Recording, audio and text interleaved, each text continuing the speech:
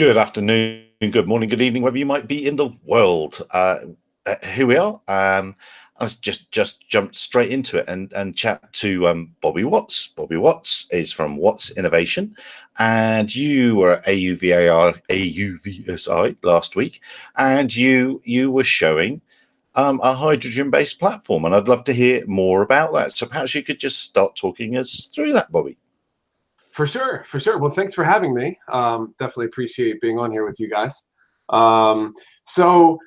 Last week, 2 weeks ago, we unveiled a new concept, I guess we could say, aircraft.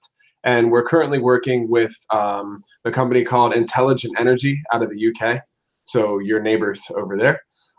Working with them on a hydrogen fuel cell integration to just one of our platforms that's working really well on lipos right now.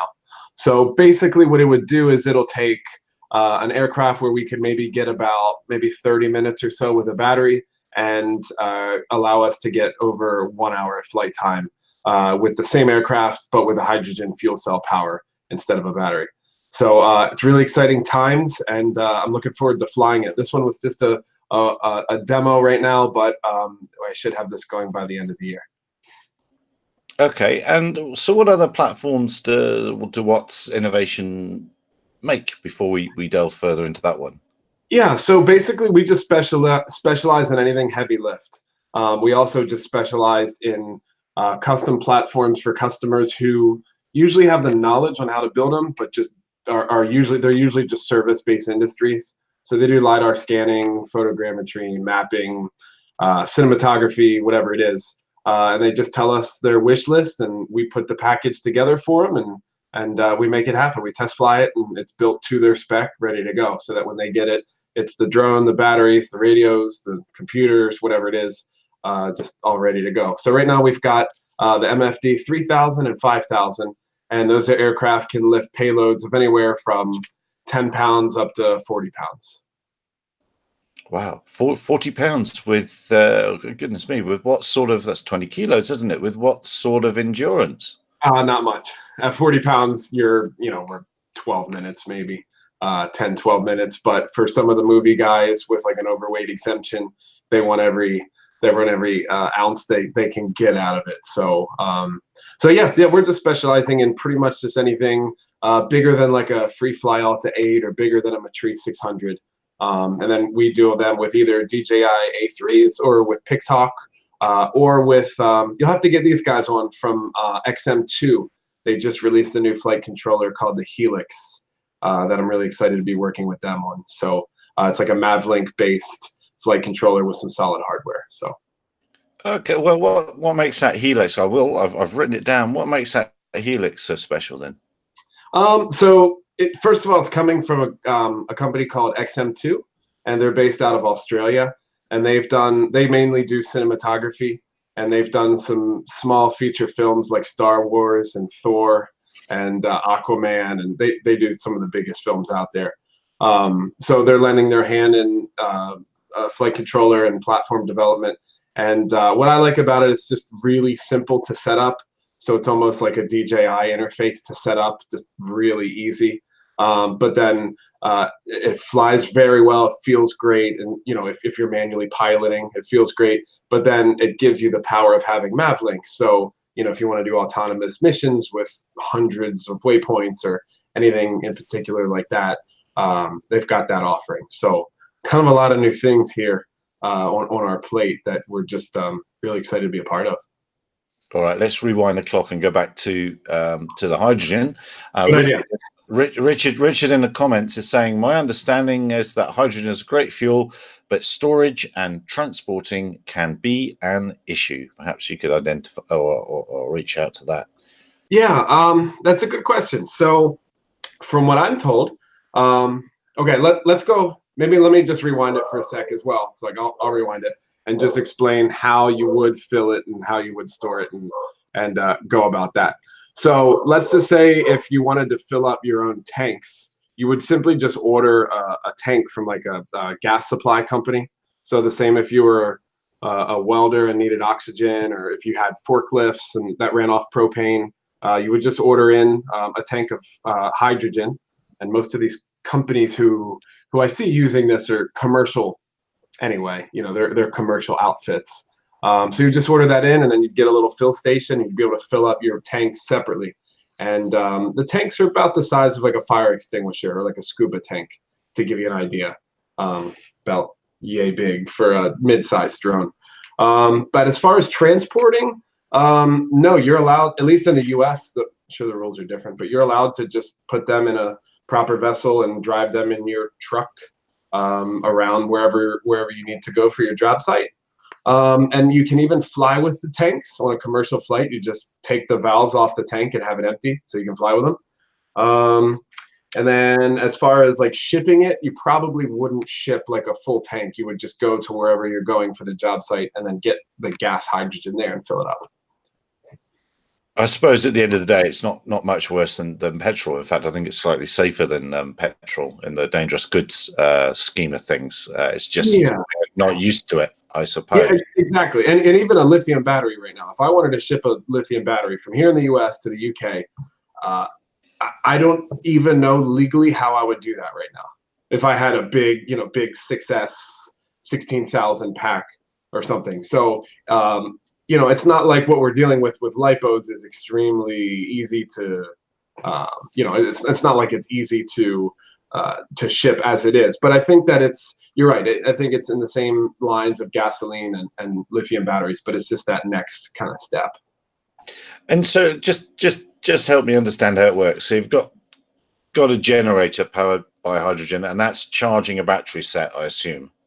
Yes, exactly. So basically, instead of having a battery, which is stored energy that can then be used on the drone to power the drone, so instead of taking that stored energy in battery form, we're just generating it on board, and it takes the best parts of gas and electric, where the aircraft's still electric. It still uses battery plugs, if you will.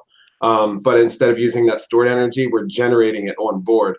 And the generator is the hydrogen fuel cell, and the gas is the hydrogen gas mixing with oxygen from the atmosphere. Just a quick question. Sorry, Gary. What kind of power can you get from one of these hydrogen generators? Because what I've seen is around 2,000 watts, around that. Yep, you're absolutely right. So the newest fuel cell that Intelligent Energy just released is a 2.4 kilowatt system. They just unveiled it, which I believe is the most powerful one on the market today. And so we can get 2.4 kilowatts out of the whole system itself weighs about 17 pounds. So you could convert that to kilos. So not all that bad. But the coolest part, so that system right there would allow us to fly my MFD 3000, for example, with a 10-pound payload for 1 hour. But the problem is, as you said, some of the fuel cells, the power output just isn't quite there. So what Intelligent Energy has done in this fuel cell is you can now put 2 of these fuel cells together and create 4.8 kilowatts, which would allow you to, on my big aircraft, on our 5000, we could lift like a 30-pound payload for 1 hour, which that changes the game. I think that allows it, the way in which it scales is very interesting as compared to like a lithium battery where you're always doubling. You're always doubling, and then you fight the whole conundrum of, okay, well now your battery weighs more, so now you need more power to fly that battery. And so it's just an interesting way to solve the problem. We'll see how it works out. And do you have an idea of the operating costs of a nitrogen vehicle versus a not comparable electric? So as far as like the cost just for the system or for for operating costs, not for the system. I'm not going to ask you how much does an MFD 5000 cost with hydrogen. I'm just the operating costs, how much it costs to run the device. Because if you go, for instance, on the hybrids, you just get some petrol and done. Sure. The hydrogen has all those tanks and all that complication, and also the specific consumption of how many kilos, I believe it's kilos that you measure the hydrogen, or you buy or liters, I don't know. Sure. what's the cost, the operating cost of a hydrogen solution? Sure, exactly. Good question. So basically, in a tank, and I guess, so first of all, so this would help if you're looking at photos, so I can send you guys some photos, or if you want to head to my website, wattsinnovations.com, and you can see the MFD 3000 hydrogen fuel cell variant.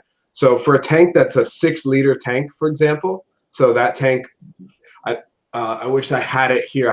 I gave it back to them at the trade show because they were just a dummy unit while it's still in production. But so I'd say we're maybe 1.5 to 2 feet, 2 feet long by maybe I don't know, maybe 10 inches in diameter. So that tank right there is a 6-liter tank, and so to fill that up with hydrogen is going to cost you about $6. So that would cost you about $6 to fill up with hydrogen. And then as far as that, the only other systems you would really need is a pump in order to take the low pressure hydrogen that you could get from like a welding gas, like a industrial gas supply company, and then high pressurize that to 300 bar, which is like 4,300 psi. It's high pressure, and the high pressure that into the flight tank. So, question. So when it's in the tank, is it in a liquid or a gas state? Do you know? Gas form. Gas form. It's gas form. So there's no chance of fluid movement, baffles needed, or anything like that. It's purely high pressurized tank at that stage. Yeah. Yeah, absolutely. And I think that's why it's got a very good advantage over like a liquid fuel, because it's no noise, no mess. You're just producing clean electricity. The only byproduct is a little bit of water vapor, which actually doesn't even condense. Apparently, it just stays in a in a gas form. It just makes the stack itself just like a warm mist, is what I'm told. I was going to ask what comes out the tailpipe, because obviously there's always a tailpipe with these things. With this one, they don't even have a tailpipe. On some of the cars, you'll see it. But with this one, they don't even have a tailpipe. It's just when the air comes out, it's just a warmer air. And the stack itself runs at like 90 degrees Fahrenheit, 100 degrees Fahrenheit. So it runs quite cool, actually. It doesn't even get hot. When I say, is there a battery backup within this then? Yeah. So absolutely. let's just say the cell died for some reason, you ran out of fuel or something. Is there other power there to get you on the ground? Is there? Yes, absolutely. So these guys are very smart when they design their UAV module. So what it is you can plug in. So this setup will run off of 25 volts or 50 volts. So in our particular case, we're going to go off like a 12S 50 volt setup. And so what they allow is 2 6S packs to plug into the stack as well.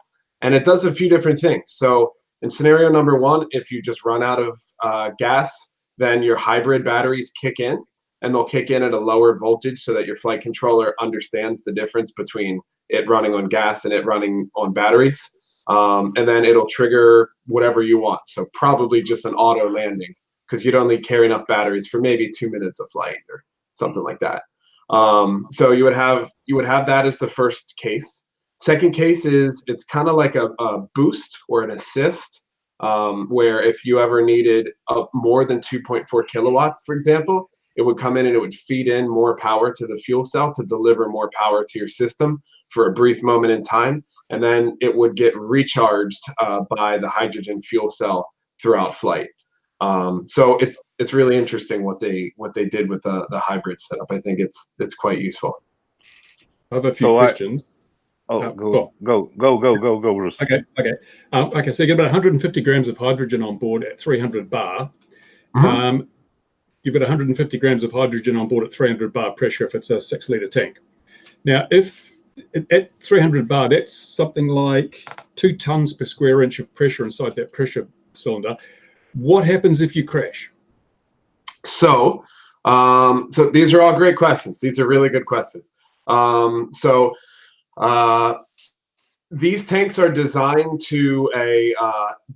and tested for the U.S. here for like a DOT rating, and I believe they get like a UN code as well. So they're like industrial tanks that are created for this exact application, and so they withstand a barrage of testing, including like drop from 300 feet, ballistic tested, and then over pressure tested. And so there's like the purge valve, for example. So if a tank were to crash, from what I'm told, the chances of the tank being punctured are almost slim to none. Even if you free fell from hundreds of feet onto concrete, the chances of the tank actually rupturing are very extremely slim. Now, the only thing I'm hearing that could be a potential hazard is if the nozzle gets sheared off, in which case you would probably just have some sort of a projectile, like you saw in Gone in 60 Seconds. So that is about the worst case scenario I'm hearing. But now since I've been talking about this, kind of the hydrogen guys have been coming out of the woodwork, and I've been shown some regulators which cannot be sheared off. They do all the regulating like kind of internally. So it's really interesting. But I think safety-wise, we're going to be probably a little better than a lithium battery, because as you know, a lithium battery can ignite if it hits hard enough. But these tanks are quite very well designed, very well made, and very well tested. Okay, and you're filling from a tank, like a case-size tank or something, an industrial gas type cylinder. How many fills do you get out of a cylinder? Because obviously, as you start filling, the pressure in the cylinder drops, and you reach a point where you can only get 200 bar in a 150 bar. So how many full 1 hour flights can you get out of a conventional cylinder? Yep, exactly. So they offer 2 refilling methods. So number 1 would just be like a straight hose. But obviously, if the tank comes to a lower pressure than the 300 bar, then you're not going to get a full fill each time. So what they're recommending is like a pump sort of station, more or less. That's just going to pressurize it to a higher pressure. So assuming you have that pump and you're going to go ahead and pump in the gas hydrogen, you're going to get, with a case-size tank and a 6-liter flight tank, you're going to get about 6 to 7 fills up to 300 bar. And then depending, you know, I should have prefaced this. I made like a 45-minute video, like an FAQ video, answering a lot of these questions. So I can hopefully send you guys a link to these as well. They're on the website as well. But in that video, I prefaced the whole video by saying that I think this is really going to work for industrial drones that are larger. I don't know if this is exactly going to work with, you know, palm-sized drones, or like a, you know, a Phantom or a Mavic size. I think this is really going to work at scale with bigger drones that are regulated with weight and things of that nature. So I just kind of wanted to throw that out there as well as we're talking about this. Yeah. So you haven't looked at cryogenic storage or hydrides as a method of storing the hydrogen with a greater density than just compressing it? Man, that's a good question. That one's outside of my knowledge. I don't know that one. In that capacity of the industrial drones, couldn't the hybrid 2-stroke engine be an alternative to that? It absolutely can. From my experience with radio controlled aircraft, so I started with helicopters like 15 years ago, and you know, we worked through nitro fuel and then to lithium batteries and everything. And what I've always noticed with gasoline motors in any rotary aircraft is you're usually fighting one of 3 problems, and that's of noise, vibration, or 4, mess and tuning. And any one of those could make you have a bad day. So in a cinematography sense, you know, if we show up on a film set with the drone's loud enough, but then you have a screaming 2-stroke, motor tune muffler or something, director's not going to be too happy. Or likewise, if I'm flying a LiDAR sensor, you know, I'm not too sure if they want us dripping oil on their $200,000 sensor.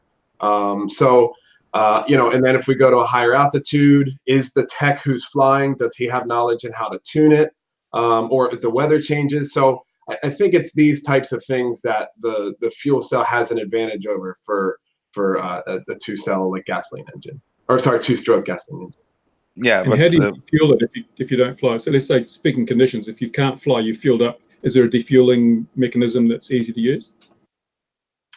That's a good question. I have not been asked that one. I guess at the very worst, you wouldn't want to, but you could just vent to the atmosphere. So because hydrogen's lighter than air, it just, if you're outside, you just vent it. It's not like propane or anything where it'll drop and pull together. So I guess at the worst case, if you don't mind losing your $6, you could just vent to the atmosphere. Yeah, that might not be as simple as I think, because there's probably going to be internal flow limiting on the cylinder to avoid that, projectile type situation. So it may be quite a slow process, but as you say, hydrogen quickly dissipates. So as long as you've got the time, you can do it, I suppose. Sure. Yeah, there's a purge valve, kind of like on a scuba tank. So to me, that's what it reminded me of.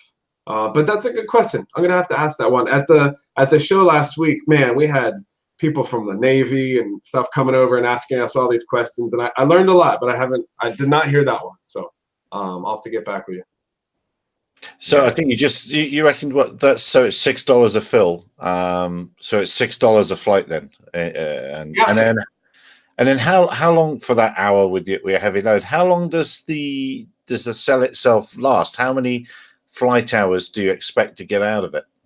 So from Intelligent Energy, their fuel cell is warranted at 1,000 flight hours, and so beyond that, I don't know if it could go 2 to 10 times that.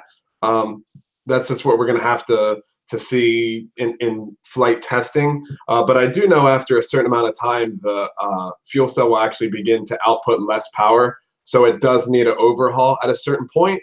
And what I'm told is that the cost to overhaul it is similar to buying a new one. So maybe after thousands of hours, you would need a new stack. But the tanks you can change in and out. And then just the stack itself would have to be replaced after some time. Yeah, Gary raises an interesting point, because one of the biggest problems with fuel cells is contamination and failure. If you're using industrial grade hydrogen, is that pure enough to give you a sustained fuel cell life, or do you have to have a special grade of hydrogen? Yeah, great question. So if you go to a gas supply company like a Prax Air or Airgas or whatever they are, they have various grades of hydrogen, and it's just to degrees of 0.9% hydrogen. And so with this one, I'm told that it only needs 1.9, so 99.9% of pure hydrogen. That's all it needs. But you can get 99.9999% hydrogen, which is like for scientific study or something. But it only needs 99.9% hydrogen, which is the easiest to come by. It's often particulates in oil which contaminate some of those industrial gases, which can cause problems, especially with something like a membrane in a fuel cell. Sure, absolutely, and I would think these guys are on it.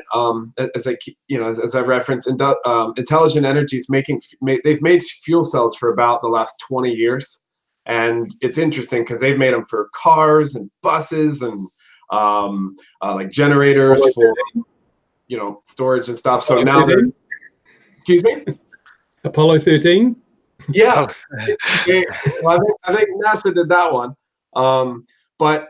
So they've been making fuel cells for some time, and I think they've identified a good market with the UAVs, and so that's kind of their next. So they're taking all their knowledge and applying that to UAVs, which is cool. I think it's and like I said, I'm just taking a hunch on this, just by going after the criteria and the check boxes. Like, okay, I think this could work. Like I really do think this could work, but whether or not in the field guys want to use it, or if they prefer it, or if they don't like it, or that's the unknown. But I think the tech itself has a lot of promise.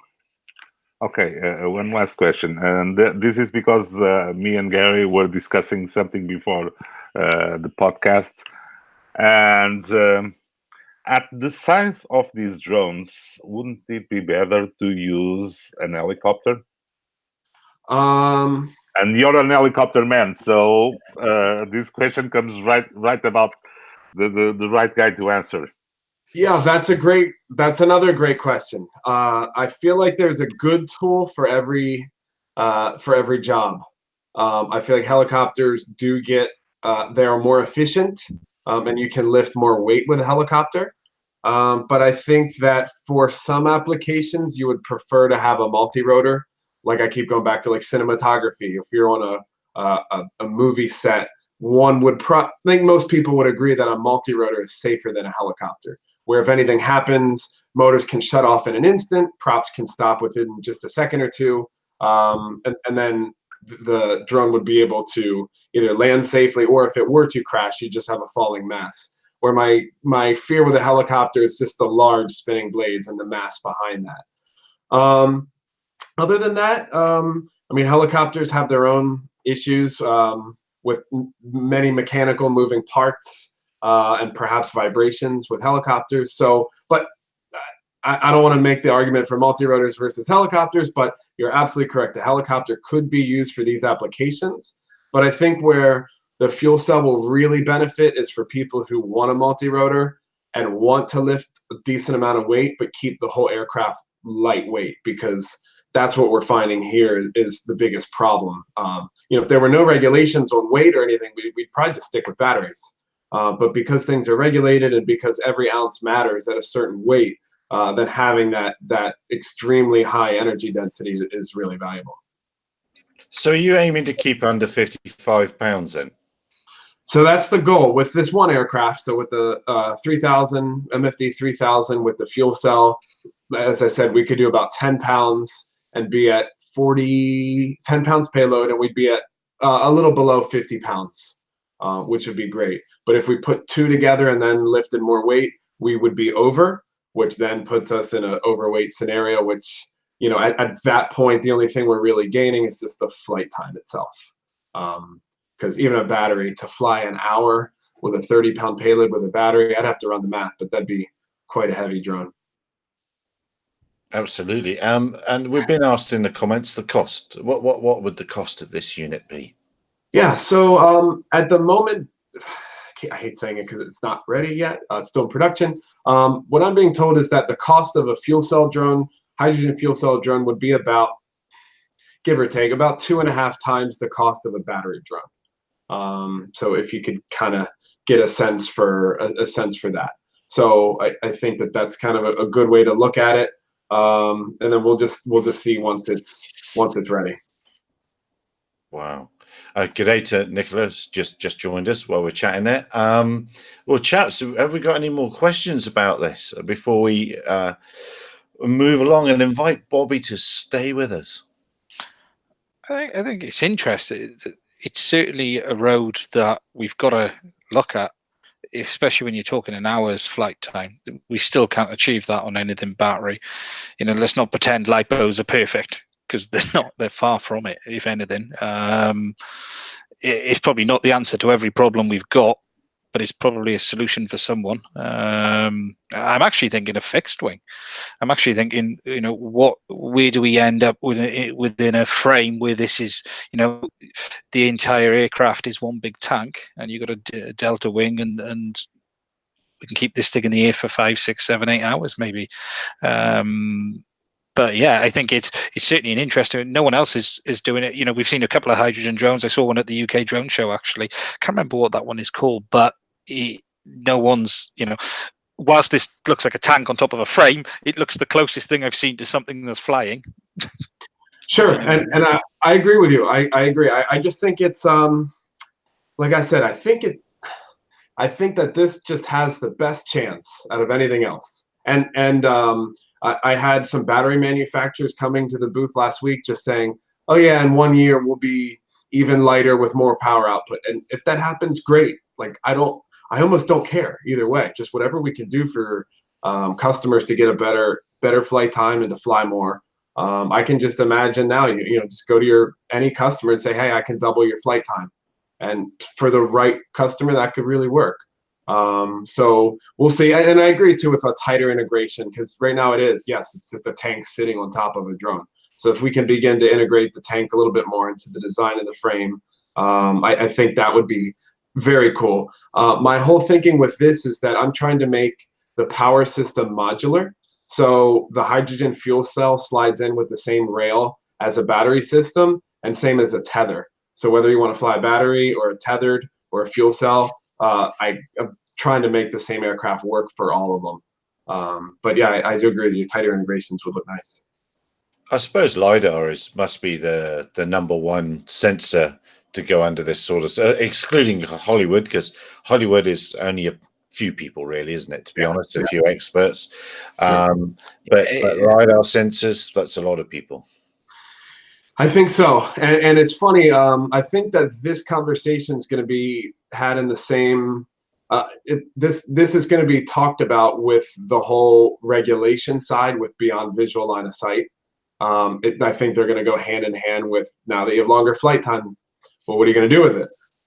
So I think that that's a really interesting synergy. And then also I'm seeing just for like cargo hauling, package delivery, I'm just seeing a lot of startups who just ask me, hey, I want to fly 20 pounds for 3 miles, 10 miles. Can we do it? So I think that you're absolutely correct. LiDAR, and I think that cargo hauling is another big one. I wonder what the how the regulations would have with cargo. You know, you're taking I suppose lipos are dangerous. It's all dangerous, and petrol's dangerous. So, yeah, it's all dangerous, isn't it? Yeah. I've talked myself out of that. Yes. Yeah, I think, you know, if props and it's all dangerous. Yeah. You know, if we look at how bonkers the actual fuel industry is, you know, we've managed to get a highly flammable fuel, which is petrol or gasoline. We've managed to put it in tanks under the ground next to every town, next to every city. And if you'd have gone back before we'd have ever done that, people would have called you insane. And now look at it. We transport it around the roads in massive tankers. Yet everyone just blinks an eye and it's all fine. So. Yes. No. You're absolutely right. You're absolutely right. It's interesting. And I heard one of the most interesting things. I think you guys would get a kick out of this. So the oil companies are some of the biggest customers for LiDAR scanning here in the U.S. And they're doing everything they can to look green.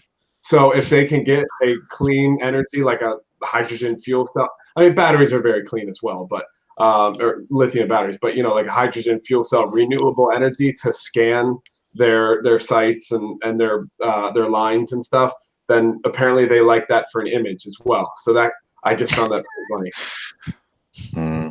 And of course, you've got that great rule over there where you can, I can't remember exactly what it's called, where if you've got some critical infrastructure that's a power line and it's in a line and it's got a road next to it, you can chase and even hand off the aircraft to another operator or continue to chase it down the line. Correct. So it's not BV loss, if you will, but I mean it's pretty much isn't it? You know, at least you can do that extended long line surveys. Yeah, it's interesting, and it's early days. I think hopefully I should have one flying here in a little bit. They've got a smaller one that would right now fly like a DJI Matrice 600 with a 5-pound payload for an hour, and that exists today. So I'm trying to get my hands on one of these and fly it more, and maybe I can answer a lot more of these questions and just kind of get a feel for it. But it's early days, and we'll just see. You know, we'll just see how it all works out. Well, I suppose a lot of people would be interested to see the first one to hit 1,000 hours, or even 100 hours. In actual fact, 100 hours of useful flight time would be very interesting. When I try and test stuff, I always think 100. In my head, 100 hours is if I can get a platform to 100 hours, then I'll be happy, and then everything else is gravy after that. Right. Well, let's. Sorry. Oh, agreed. 100%. Okay.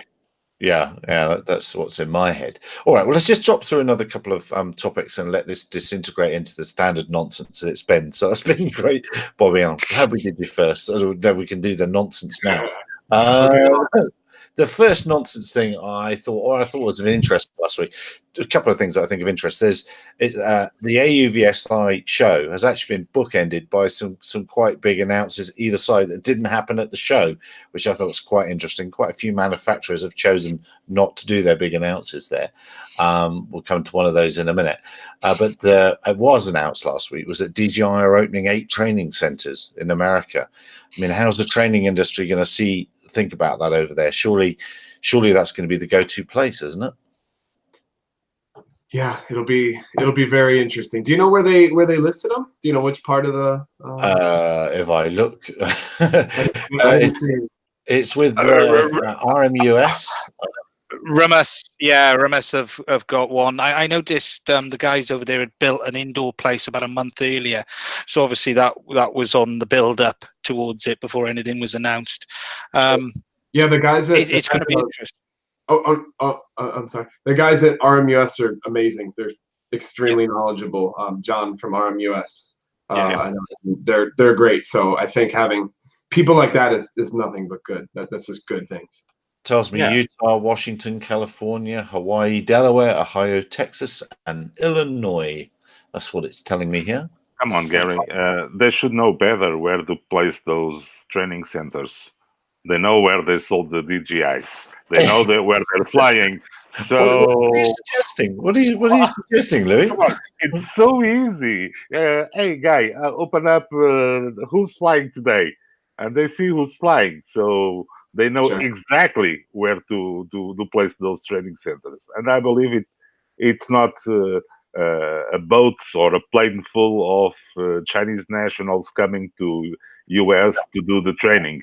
It's going to get some American guys working for DJI. Come on, there are so many American guys, European guys working for DJI. It's good, and it's good not only for DJI but for every other manufacturer out there, and perhaps make the other manufacturers do similar actions. So it's good. I think it's standardized, having 8 centers, which I think it was 8 you said, that all are going to be training roughly the same thing. I think that's a very important factor in itself, that you're not moving towards a standard as such, but you are moving towards a level of having people where you know in various pockets what you've got from those guys and the training they've been through. And for big business and organizations, that's got to be quite inviting as well. Come on, and I've seen curricula from drone courses that start by teaching meteorology and teaching what is a cumulonimbus. And come on, guys, get real. Get a proper training curricula for a drone, for a guy that is going to operate a drone, carrying an Aries Alexa or a Red camera. Get proper training for these guys, not some crazy adapted curricula from regular pilots. You sound like you've done the UK PFCO. That's what you sound like you've done. I was going to, but give up. Well, the courses here are nuts. They are nuts and completely irrelevant. A friend of mine did his 2-year check today, and again, it's just speaking to him today, underlined how pointless everything he was asked to do was. So, as an industry, we probably do have to. Well, you know, people that work day in day out know the skills. In the end, you know the skills you need. Are not necessarily what's being taught. Yeah, I was going to say, the thing is, you've got Parrot, who are very good at training on their software and their platforms. You know, Parrot have been running stuff over the last year or so, and I'd love to have got on one of them myself. Obviously, DJI are now beginning to look at this and go, perhaps we need to do something. I think it's the industry can only benefit if we train people to use the equipment everyone's buying, because the reality is you've got guys who are doing their 107, they're picking up, depending on what their funding level is, but they're picking up anything from a Mavic all the way up to an M600 or all the way up to some of the larger hexes. Yeah, and literally they think they can make a business overnight. And the reality is you need somewhere to be able to practice those skills. And, you know, we can't do it outside. You can't do it safely anywhere but in a specific dedicated location. And that looks like what we're heading to, really, isn't it? I suppose. So why would you say you can't do it outside? I suppose you can't, you know, if you want to test flying like the Helios, for instance, through pipework, you know, you've got to have specific training centers for aircraft like that. You know, roof inspections, okay, we can all find an empty roof somewhere we can try, but if you want to do the more difficult stuff, and that's, you know, at the end of the day, the money in this industry is going to be the high end, more difficult end. The reality is the low end stuff is falling off by the day. So, you know, dedicated training centers, it's an absolute must as time moves forward. Yeah, I agree. I think it's great. What I was most fascinated with, once again at AUVSI last week, walking around talking, is that at least in the US, for example, like none of the military is interested in DJI. Like they can't use it, nobody.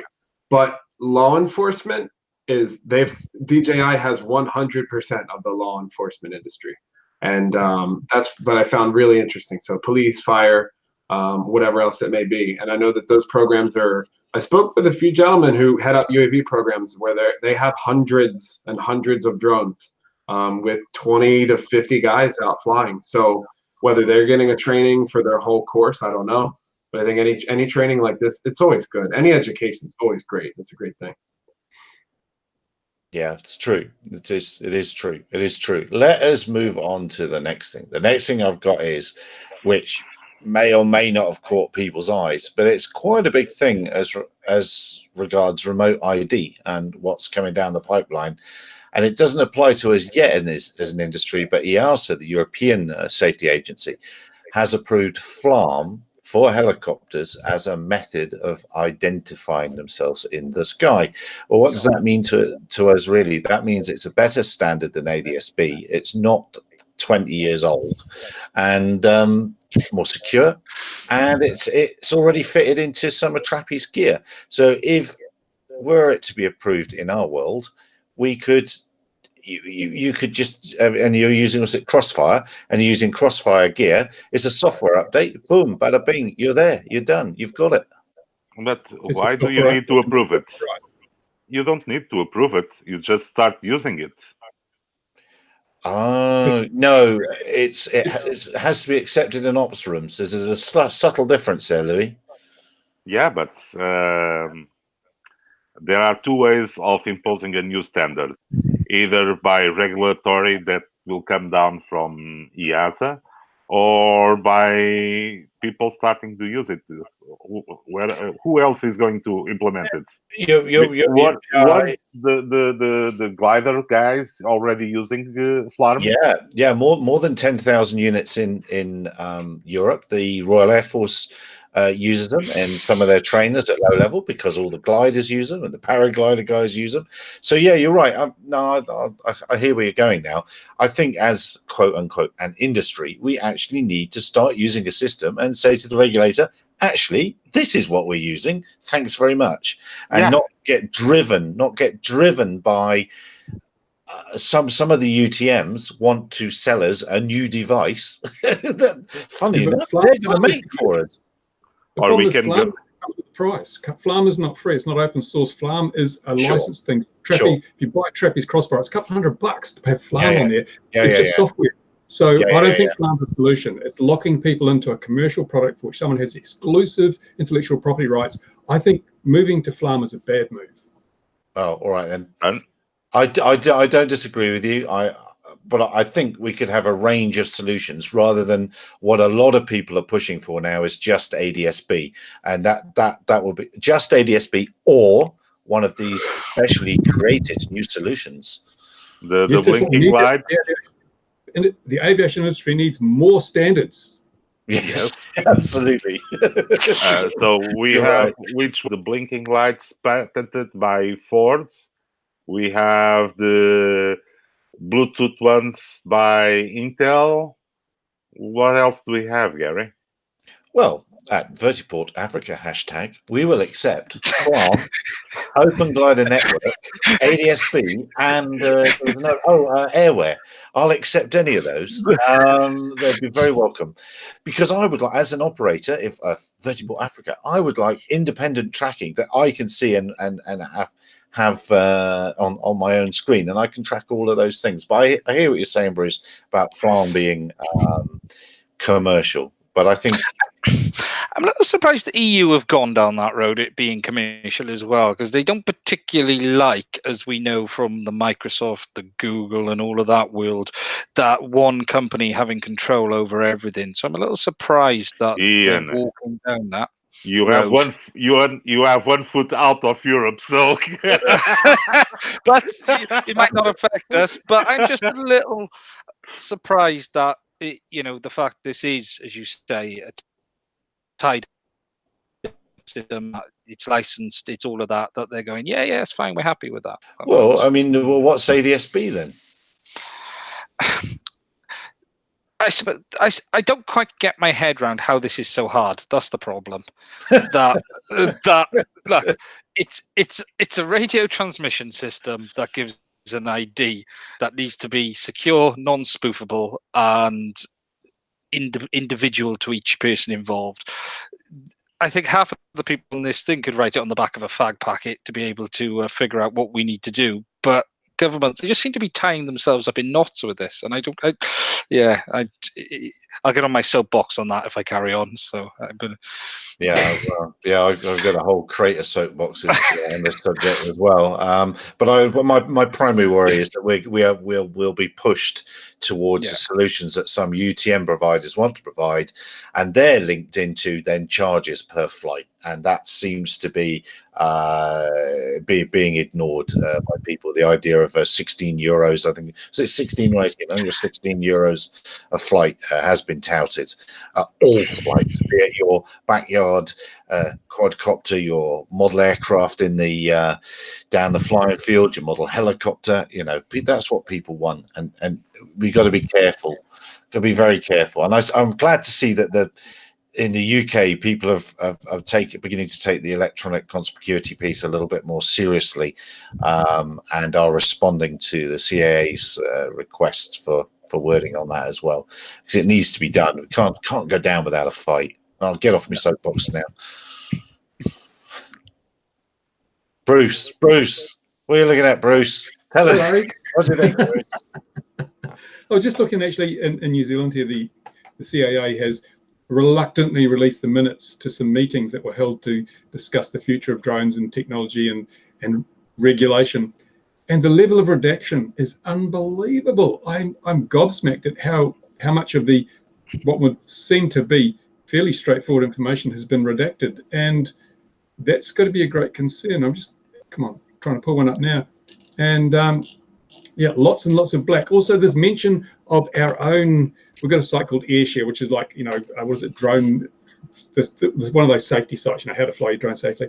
And they're talking about using it as a UTM. So we've got a New Zealand standard UTM coming along now. What's going on? We're going to have so many incompatible UTMs, so many incompatible conspicuity systems. And I guess, in a way, it's probably not an issue for a country like New Zealand, because we're so isolated that it's not like you're going to have a drone flying in from Australia and not being identified because it has the wrong identification system.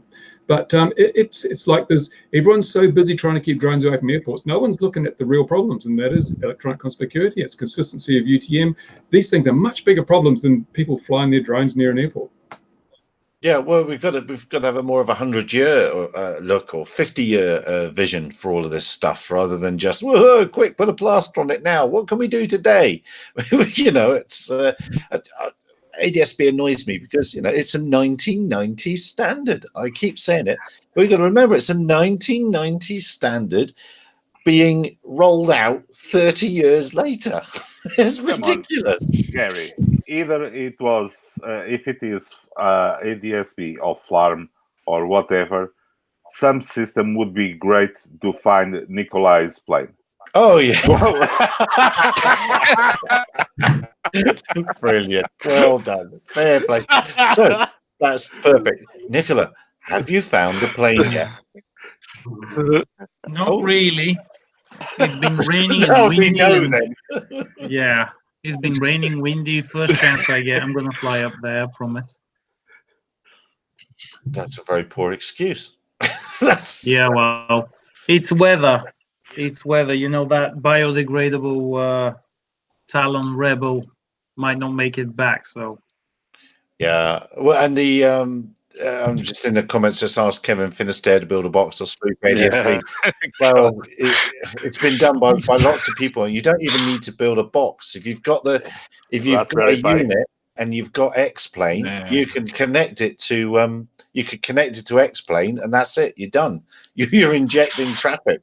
Oh, did I say that out loud? That's all you've got to do. Kevin built the system to spoof Aeroscope, didn't he? Didn't take him long, but yeah.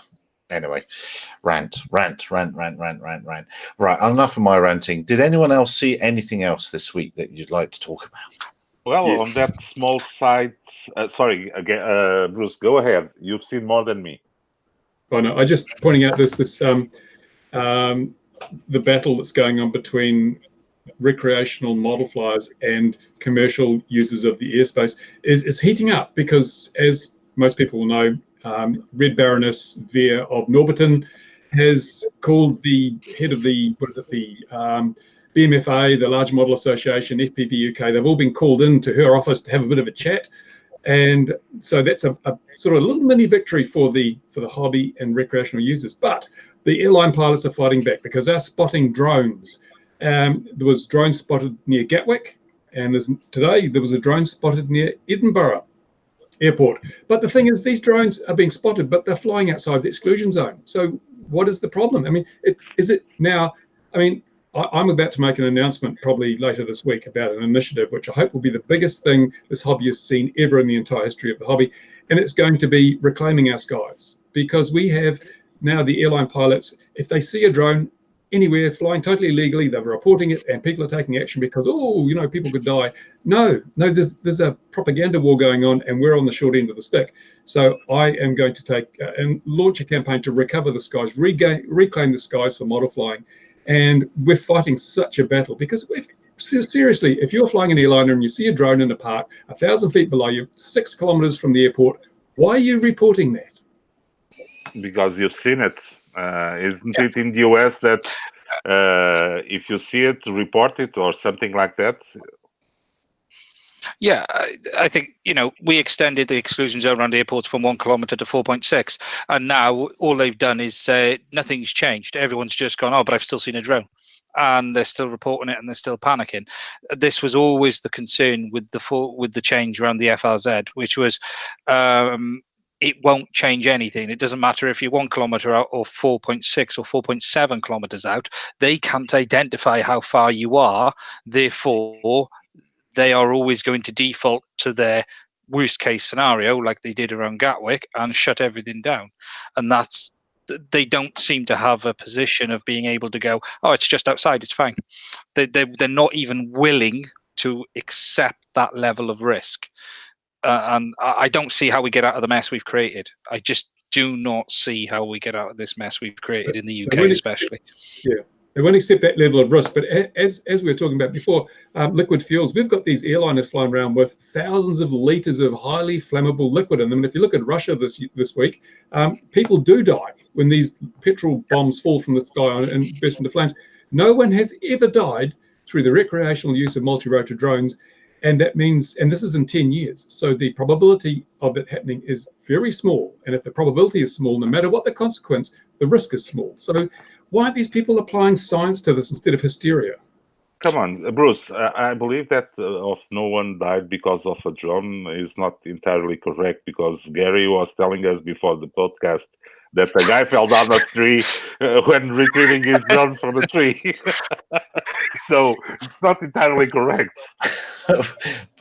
Well, yes, and there was the chap that failed to walk on water like Bruce can do, and went into the frozen lake and very sadly passed away trying to retrieve his downed machine. But yeah, you can argue that that's not really the RPAS's fault. Did you also see that the FAA revised their numbers up? And I think they revised their numbers up of where they expect the market to be to help feed this the fear piece. Personally, that's what I think. Yeah. We know that the actual number of operators around the world that are operating day in, day out is going down. You've got your specialist operators. That doesn't mean less money is being made. It doesn't mean that the sky's falling in on the industry. It just means it's coming into a sharper focus, and people with large platforms and LiDAR and all sorts of clever surveyors that have a use for the data are making money, and a lot more money than before. But the mum and pop operators, they're beginning to go pop, and total numbers. So it's not what they say, but of course the sky is going to be full of urban air mobility shortly. So best we start clearing it out of the way, and all those delivery drones. Best we start moving modelers out of the way. But in America, the AMA had, or your modelers had, quite a good piece saying how they're suddenly a thorn in the side for Amazon. I don't know if you picked up on that one, Bobby. Yeah, I know the AMA has been. I mean, they've been really stepping up to the plate for us modelers. I come from a modeling background, so have nothing but respect for them. They're really doing well. But you're right, it's an uphill battle. It's an uphill battle because we could make all this progress for. So drones, multi-rotors have been around for maybe almost 10 years, I'd say, and it's an uphill battle because you have years of nothing, and then one sighting, two sightings, and then there goes all the progress. So I just think that organizations like the AMA are just great for us. And other than that, I guess with regards to what you're saying about the market, what I'm seeing over here is that the middle's getting crowded. So that middle, like Inspire type people doing filming for a few $1,000 a day, I'm seeing that getting really crowded, and I'm seeing really cheap stuff now with real estate paying like $100 for a whole day worth of work filming, taking photos for a house. But then on the other end of the spectrum, I'm seeing with LiDAR, I mean, these guys, their day rate, I can't even imagine. It's could be tens of thousands of dollars for a day of scanning. So it really just depends. But I'm seeing that middle really getting watered down. Yeah, I think that's pretty much worldwide. I think, and to Bruce's point about the BMFA and the Red Baron meeting, and will the BMFA stand up for other organisations? Bruce did a video on that this week. I had a word to Simon from FPV UK. He couldn't come on tonight, but he was the BMFA is going with a group response because several groups got together to get angry about it, and they are going with with one voice. So that's pretty positive because between them, I'm not sure what the numbers will be, but I think it's a number greater than 50,000 total members. That begins to be a representative voice. But when you think about it, you've got 50,000 people saying, let us use the skies like we always have. And you've got 66 million people saying, drones are evil, ban the damn things. Exactly. Yeah. 50,000 doesn't get you an MP elected. So... Well, I was just trying to be positive. Yeah. I have a plan so cunning. Can you stick a tail on it and call it a fox? Tail on it, yeah. Exactly. Come on, Bruce. We've seen your plans. Yeah. No, what? No. There's different. No. We've seen your plan of filling up a balloon with hydrogen. No, different. No, we're going to turn our biggest enemy into our biggest ally, and then we will change public opinion. And it's only the change in public opinion that will change the politicians and the regulators' perspectives. We've got to turn this whole thing around and remind people that the hobby of what I call miniature aviation or model aviation, which is what we are, because it encompasses everything. We're not model aircraft, we're not drones, we're model aviation. The model aviation hobby needs to be put back into the hearts of the public. The public need to look at us with fondness and kindness and say, oh, I'd love my kids to do that. And they're not doing that at the moment because the media has vilified us to such a huge extent. So what I have a plan to do is to use the media, exploit the media's weaknesses, which is greed and chasing money and dollars, use that to get them to deliver our message to the public in a very positive, friendly way. And therefore, if the public opinion changes, then the politicians' opinions change, and they tell the regulators to do different things. And we're going to win back the skies. We're going to reclaim the skies for model aviation. Okay, so Bruce is proposing that we start a fleet of drones delivering the newspapers. Hello, Amazon. Okay. Amazon. Can I just have a word? Do we think then, here's an interesting point. Obviously, model aviation has always tracked actual aviation in the sense of planes, the smaller planes, boats, etc. Do we think part of the skewed belief around drones is the fact that there isn't a full man-size version that we've been able to live with for the last 20 years and get used to? Because the reality is the drone, the multi-copter or the multi-rotor, is very different to anything the public are used to seeing in the sky. I think I'm going to disagree with you. I think full-size aviation is the other way around. Full-size aviation has followed model aviation. It's but from the public point of view, yeah, but they're used to seeing planes. If you have a model plane and you see a big plane, people often, they think happy thoughts, plane, holiday, beach, too much beer. The reality is a multi-rotor is alien in the concept of normal aviation that the general public are used to seeing. I think the problem is that the drones spawned from having a sole utility of having a camera on it. And the initial thought of a drone was, oh, it's spying on me. So it's an initial invasion of privacy, or it's a nuisance, or what are you doing with that? You're not doing any good utility. Where the utility of a plane is to get you to the beach, or to get you to that business conference, or to allow you to go visit your family in Australia or something. So I think that the utility of drones needs to change into a public good. For example, you see drones carrying emergency defibrillators. You see drones doing helping with construction and infrastructure, package delivery, things like that. That I think that the more we can get away from the drone just having a camera on it and being a spy, a way to spy on you, I think that as people see more good utility in it, that perception will come back around. But I think the media has generated this perception because take, for example, the phone. Used to be a phone was a brick and you just talked on it. Now every phone has a camera in it, and it's a much better camera than on most drones.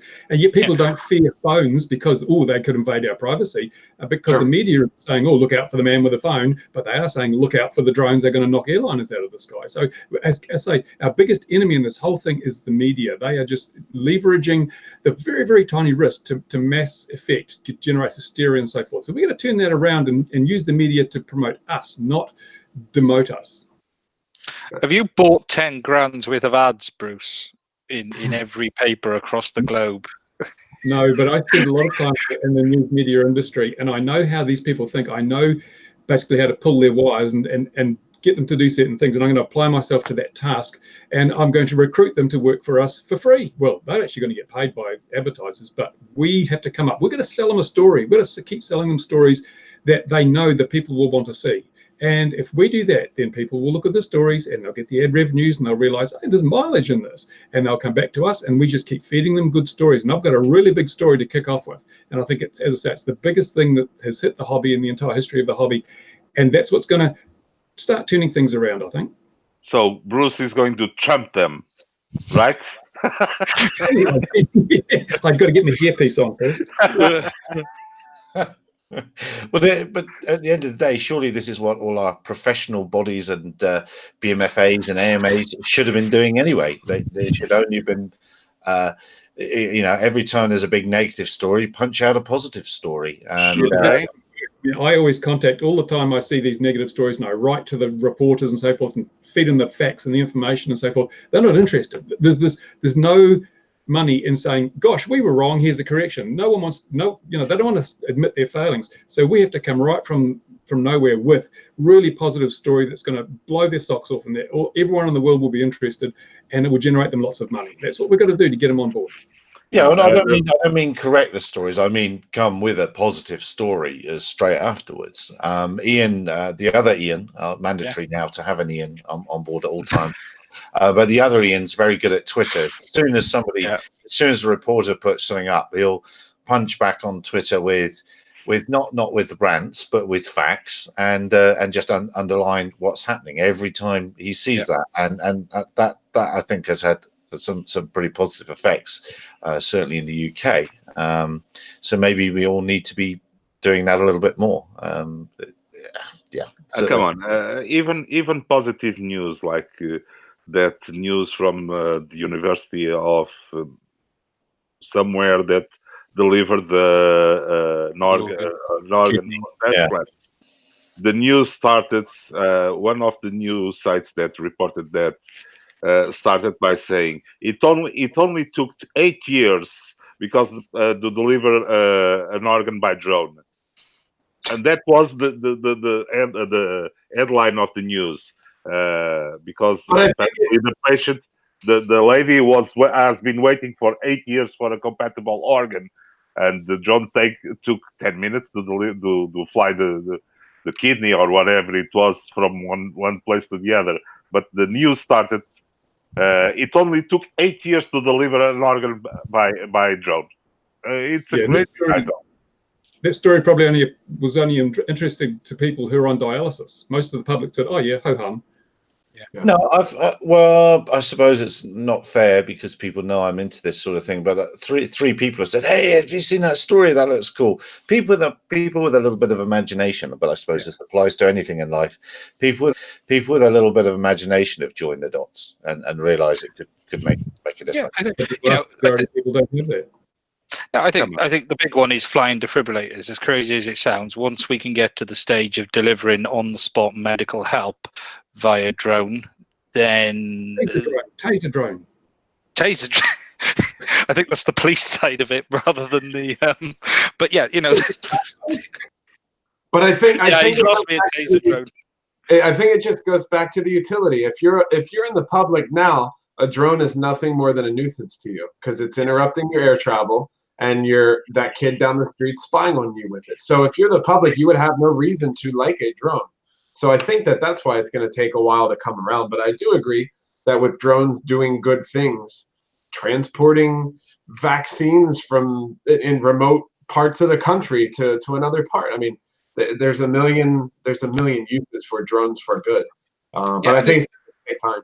Something under the radar in the UK as well is the drones for lost dogs, which shouldn't be underestimated as well, which is becoming a bigger group more and more as well. And it's an organisation that if someone loses a dog, the local drone operator can register with them and they can go out and help them find it. And it's little things, we're never going to win this battle overnight, but it's little things like that. The problem is that we're running so far behind that if we wait for all the good news to roll out, if we wait for these drones to become an important, integral part of our daily lives, the hobby will be dead and gone long before then. Yes. Wasn't that organ drone running Pixhawk as well, Gary? It was. It was running our Cube, and it was running Archipilot and all those other good things. Which is great. But conversely, there's been a bit of a not Archipilot, but there's been a bit of a controversial story with another firmware. But before we go to that, before it disappears down the comments, and Nicholas here, and you guys are all here, Blue Flyer, I'm very sorry, saying, just got a new Tyrannus QX7. Should I get an L9R to go with the built-in module, or should I get the 868 megs R9 gear?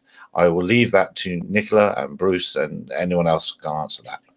Depends on where he lives. Go for the 868 or 915 respectively. Doesn't matter where you live. And his aim is for 10 kilometer FPV, so obviously he lives near your house. Obviously, I'd also say that if he goes with the 900/868 megahertz, he'll have a degree of telemetry which he can actually use, whereas the L9R doesn't have any telemetry. So that means if you lose the model, you can't track it down with the telemetry and so forth. So there are benefits to going to the VHF system. Yeah, UHF. Well, UHF. Yeah, even on the R series, I've never used the telemetry link at all so far.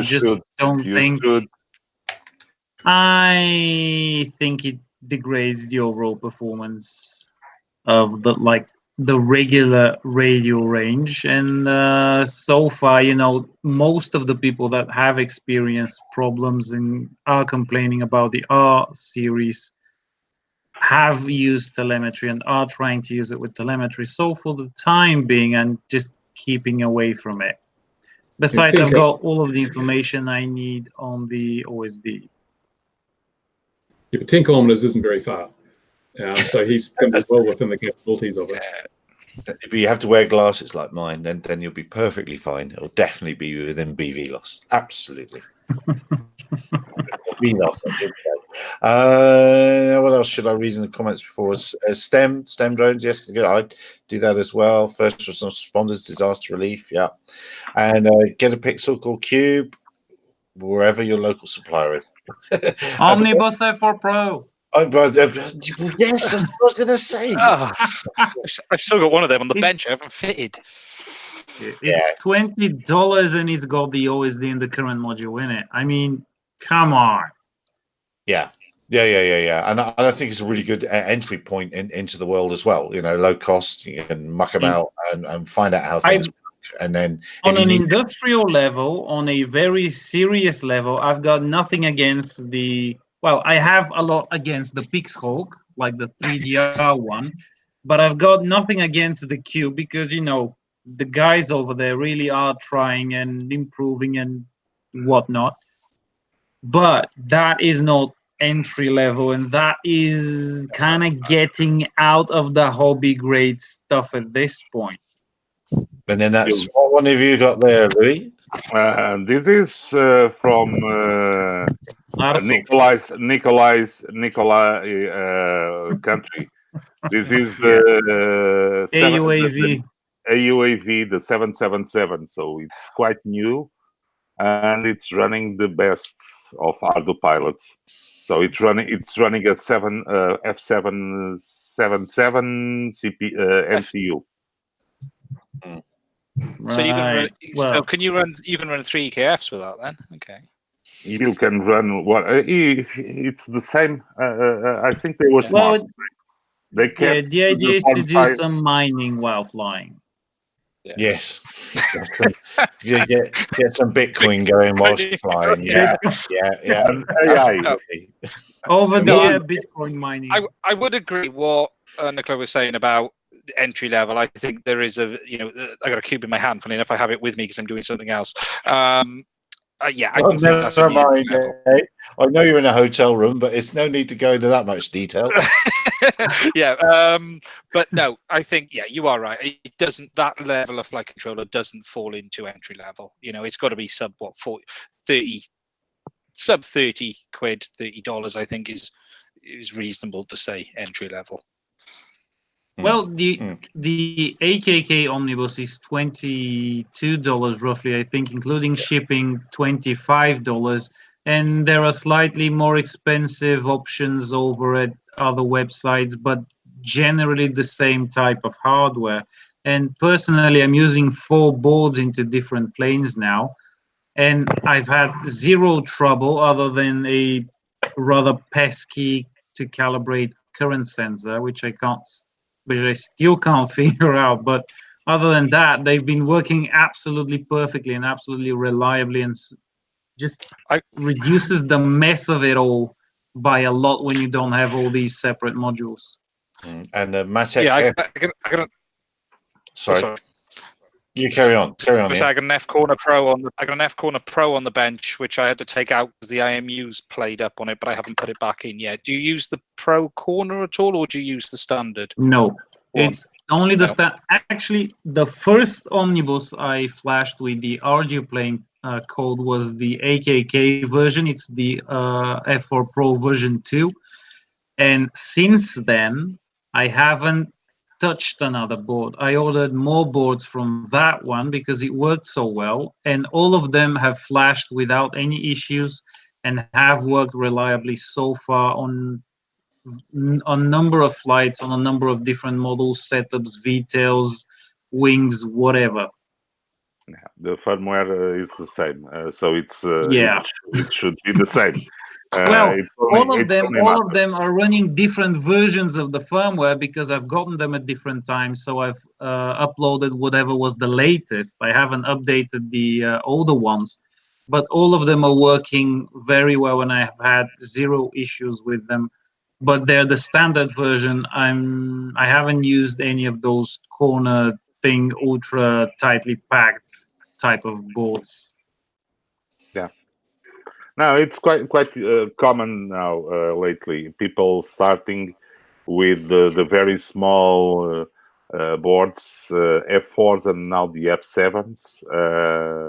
There will be some news regarding the latest craze of the MCU, which is the H7, because I don't know if you noticed, the Dominic Clifton from the Clean Flights tradition has released the new boards, and there is interest both on Dominic and from the Ardo Pilot team to get Ardo Pilot running on that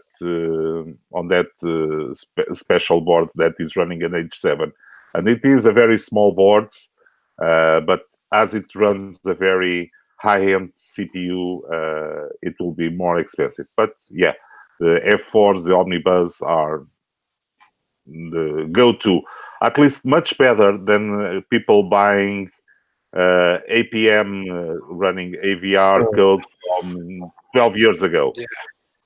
Please Yeah. don't buy Stop APM doing board. And Stop. don't you start knocking the Well, on that note, I still have a Clouds, an XUAV Clouds running one of those micro APM boards, which turned out to be a lot better than the regular sized 2.5 something boards. I think this one is like 3.1 or something. Is the one of the micro ones. It's still running. I don't know. It's been 2 years, maybe more now. It's still running the Arduplane code, and it's still flying absolutely perfectly, that plane, with that autopilot in it. Yeah, Well, but as long as you come on. accept If you that. want, Sorry, Lou, you go. no. As long as it is for crashing in a mountain, anything goes, Nikolai. Yeah. Well, Sorry. really, the autopilot wasn't at well, but actually, the autopilot wasn't at fault. First problem was that I didn't remember to set up the failsafe properly to return to a higher altitude, and then whoever's doing the autopilot's programming was lacking on their failsafe options. Come on, it's the human link that always fails. It's the usual thing. Yeah, So exactly. I let's- forgot to let's- write something, and the developers also forgot to write something. What the code for the person that forgets to forget something else that forgets? I mean, which particular code we? But the in the comments, just shout out Matic 405 wing. Is that Ardupilot compatible? Yeah. Yes, and Yeah. it is it's very used by the community. Apparently, Yeah. people like that board a lot, and I see lots Yeah, of it's a people bit more use- expensive than the Omnibus, but it's very nice because it also has the PDB and a lot more outputs. Yeah, And the other one, is it the 411 is not suitable because it doesn't have the memory? Is it that way around? yeah, exactly. The 411. So you need a board that has at least 1 megabyte of flash, and the 411 and I believe the 422 don't have enough. Only have 512Ks of memory. So there are no go. You could run Arduino in it, but you'll have to disable almost everything from the board. So it's too much hassle and wouldn't give a good experience to the users. So we need 1 megabyte flash, period. And the real reason, well, a reason for not for getting those 2.5s and everything that everyone's about is a lot of things that people want to do. Just like especially in the VTOL world, it's not supported by them. No, so people buy them, they buy them and say, right, well, how do I put this on? And you have to say, well, I'm very sorry, but you've bought the wrong thing. And you know these other boards are generally the same price or cheaper. Yeah. Rather put a little bit more money into a better GPS if you're going to put some money anywhere. But anyway, I'm diluting the topic. Let's jump back a code topic. I don't know if others have picked it up, but an open source software group has secured quite a bit of funding from the US military, and that's caused a little bit of a storm. Yeah. Well, the story is not exactly like that. The open source group didn't secure a defense contract. A company that contributes to the open source group secured a contract with the military. It's completely different. So True. it's not semantics because I know Lawrence from Alterian, and Lawrence is a very well-known people in the open source world. He was part of the original development team of Pixox, and he has been a very instrumental member of the open source community, and he still contributes a lot. Although he started the company, come on, the guy has to eat sometimes and has to get money. So he started a company that provides support services for PX4 flight stack, and they secured the contract. Come on, how many guys can say they have a company that secure the contract with the military.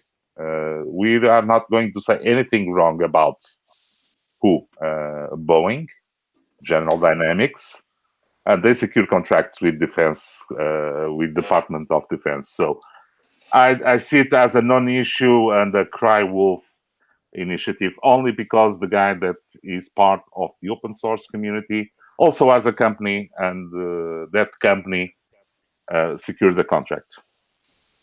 But a lot of people are upset about it, or are suggesting it's not the way forward. But yeah, it's very hard to stop the use. That depends on the way you start the news, because if you tell the news as you started to tell it, people will get angry. And let's correct the thing. It's a company that provides support services for a flight stack. They've seen a market niche. And it's the same like, I don't know, Red Hat. Look at Red Hat. They provided support services, paid support services, to whoever wanted to pay. And it's the same thing, exactly the same thing. Yes. Sorry for taking punching the balloon. I thought I knew you wanted to talk about it. I thought you were going to be a bit more controversial. But It's not controversial. Controversial is the way that people took the announcement. Yeah. Look, time is cracking on. We've gone 21 minutes past already. Did anyone else see? Have I forgotten anything? Did anyone else see anything else that they wanted to mention before we depart? The thing that we've discussed before the call, the podcast, and we've touched slightly. Apparently, we are seeing some revival of helicopter drones coming up to the market for very different tasks. So something, and like it was said a while ago, every kind of vehicle has its niche market where it performs better. But there is a rise in the use of helicopters. So I forgot who made it. I saw a great auto rotation video today. Yeah, it's like a giant black, beautiful looking thing as well, wasn't it? When you looked at it, it was like, oh, yeah, we like that. It was. I saw a picture of it today as well. I don't know where I've seen it though. So auto rotations, of course, have been a bit of an issue in autonomous auto rotations, because every aircraft will land. We all know that, but it's in how many bits? And, they all land. Now, and something about ArduPilot, the announcement of the students that were approved to cooperate with ArduPilot on the GSOC program, Google Summer of Code program, has been announced, and very happy that one of the projects that that was approved for ArduPilot is a student that is proposing to develop and perhaps implement. I'm sure that you will be able to implement it. Automatic auto rotation for ArduPilot on traditional helis. So something more for ArduPilot and for the traditional helicopters. Advantage of ArduPilot, and I believe on this role and these kinds of flight boards, we are perhaps the best flight stack for helicopters, amongst other vehicles, of course. But that's a given. Well, it's interesting, isn't it, that DJI started down the helicopter route and sort of slid away from that very quickly. It is interesting. And it's not easy. No, absolutely. And we've managed to get two members of the community as ArduPilot helicopter maintainers, Chris Olsen and Bill Geyer, which are very, very active and very knowledgeable also, because at least one of them is a professional pilot that flies the real thing every day. So we have that advantage. So we can port some of his experience from real helicopters to ArduPilot. If you're in the UK and you want some air traffic telephone numbers and frequencies, you might want to click the link that's just happened in the in the chat. I've already downloaded mine. Thanks, Blue Flyer. Top notch. Top notch. You were braver than me. I saw it. I was like, oh, I'll let someone else click it first, see what comes No, up. I half knew what that was, but that's if you're in the UK, that's really worth having. It's really worth having.